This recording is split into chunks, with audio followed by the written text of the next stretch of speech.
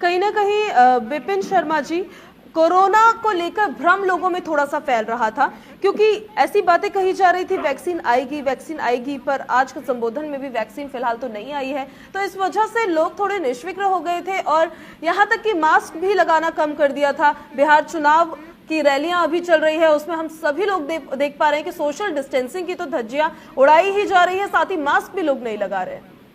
देखिए, ऐसा है, सारे पहलू हैं तो सारे पहलुओं को मद्देनजर रखना पड़ेगा। अगर आप ये मान के चलिए कि प्रधानमंत्री राष्ट्र के नाम संबोधन नहीं करते तो वहां पर भी मुश्किलें होती, वहां पर भी गिला शिकवा रहता कि देखिए प्रधानमंत्री त्योहार आ रहे हैं, तो प्रधानमंत्री का एक जिम्मेदारी बनती थी कि देश के प्रधानमंत्री हैं, सबके प्रधानमंत्री हैं, तो यहां पर राष्ट्र के नाम उन्होंने क्या संदेश दिया? क्या उनको लोगों को सचेत नहीं करना चाहिए था कि अब ये जो बोल रहे हैं कि ये फेज 2 आने वाला है कोरोना का, ये हमारे को भूलना नहीं चाहिए कि देखिए जब रोकथाम आएगा, वैक्सीन आएगी, तब देखा जाएगा, तब भी सप्लाई चेन की उसको कैसे सप्लाई हर घर या जो संक्रमित है उन तक कैसे पहुंचेगी, वो भी एक बहुत बड़ी चुनौती है।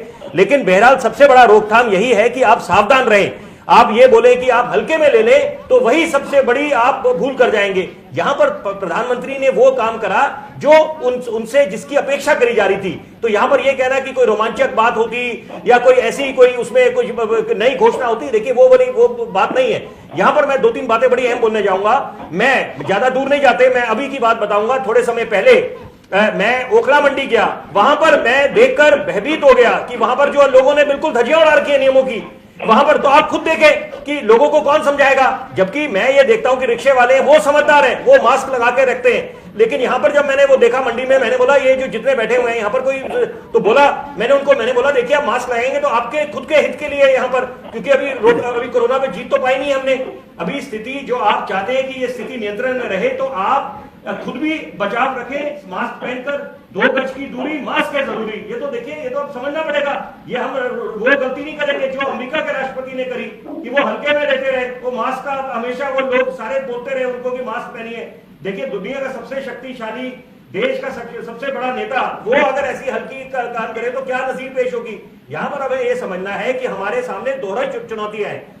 एक कोरोना का संक्रमण, ऊपर से चीन की जो चुनौती है, चीन अपनी नापाक हरकतों से बाज नहीं आ रहा, वो भी आप समझ सकते हैं कि अर्थव्यवस्था को कितना पीछे ले जाएगा। एक पहले ही अमेरिका और चीन की जो ट्रेड वॉर चल रही है, तनातनी चल रही है, जिसके कारण विश्व की जो मुल्क की बाकी मुल्कों की जो इकोनॉमी है वो ग्रस्त हो रखी है। तो यहां पर हमें समझना पड़ेगा कि कुछ मामले जो जनहित के हैं, राष्ट्रहित के हैं, क्योंकि हमने देश को उभारना है कोरोना काल से। न्यूजीलैंड ने देखिए कितनी अच्छी नजीर पेश करी। यहां पर अगर हम ये समझ के चलें कि प्रवासी मजदूर हम सबके हैं, जितने श्रमगार हैं, कामगार हैं, इनको अगर हमने ये सुनिश्चित करना चाहिए था कि जब ये पलायन करने वाले दृश्य देखे हमने कि प्रवासी मजदूर मजबूर हो गए पलायन करने के लिए, गर्भवती महिलाएं लंबे सफर पे निकल पड़ी, ट्रॉली बैग का काम कर रहे हैं, बैग जो है वो ट्रॉली का काम कर रहे हैं, बच्चे लाद के ले जाए जा रहे हैं। तो अपने आप समझिए कि यहां पर आपस में जो तालमेल नहीं था, तालमेल का अभाव था। केंद्र सरकार राज्य सरकारों में एक दूसरे पे लांछन लगाते रहे, आरोप प्रत्यारोप का दौर खत्म होने का नाम नहीं ले रहा था। यहां पर अब हमें समझना है कि अभी स्थिति नियंत्रण में नहीं आई है,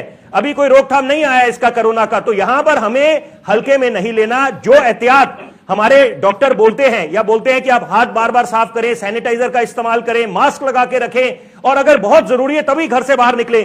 अभी मैं साथ में बोलना चाहूंगा, देखिए कि यहां पर जो धर्म स्थल भी हैं, जितने जो धार्मिक स्थान हैं, उनको अगर खोलने की बात करी है, वो भी ये भी उसको फ्लेक्सिबल लॉकडाउन पे आप समझ रहे हैं कि अनलॉक कराए जो, तो वहां पर यह समझना है कि हमारे को खुद समझदार होना पड़ेगा।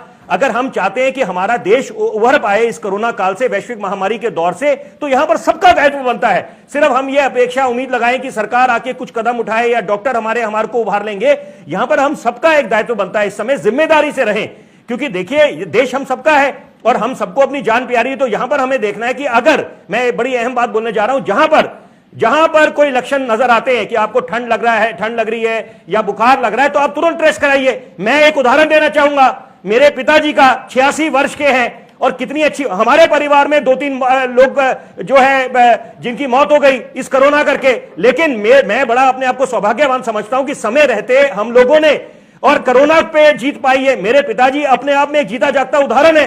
वो फौजी है और उन्होंने समय रहते जो उनको डॉक्टरों ने हिदायत दी वो करे। तो यहां पर ये देखिए, ये भी ऐसा हुआ नहीं बनाना कोरोना का, लेकिन आपको यह मान के चलना है जो वरिष्ठ नागरिक हैं, बच्चे हैं, उनको एहतियात बरतना पड़ेगा, सबको करना पड़ेगा, क्योंकि अभी सफर लंबा है।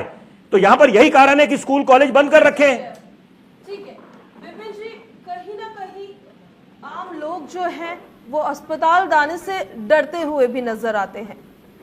तो ये क्या क्या क्या व्यवस्था उतनी सुदृढ़ नहीं है, व्यवस्था उतनी ठीक नहीं है कि लोग उससे संतुष्ट हो पाए कि अगर वो अस्पताल जाएं तो उनको सही वहां पर इलाज मिल पाए या जो सुविधा की उनको जरूरत है वो वहां पर मिल पाए। देखिए, जब मेरे पिताजी अस्पताल में गए और वो जहां पर उनको जगह नहीं मिल रही थी, यहां पर हम लोग मारे मारे फिर रहे थे, तो अपने आप का सवाल बहुत अहमियत रखता है। यहां पर यह देखना है कि जहां तक टेस्ट की बात है, वहां पर सरकारों की मैं तारीफ करूंगा, चाहे केंद्र सरकार की बात करें या दिल्ली सरकार की बात करें, टेस्टिंग की अच्छी सुविधा करा दी है। जो पहले जो लोग विरोध कर रहे थे या उसमें कमी पेशी थी, वो उनको दूर कराए। लेकिन यहां पर जो व्यवस्था की बात है उसमें अभी कमी है, सफर लंबा है। यहां पर सरकार को यह सुनिश्चित करना पड़ेगा कि जो मरीज हैं, अगर उनको जरूरत पड़ती है कि वेंटिलेटर की या मास्क की या उनको अस्पताल में जगह चाहिए, तो वो उसकी व्यवस्था कराएं।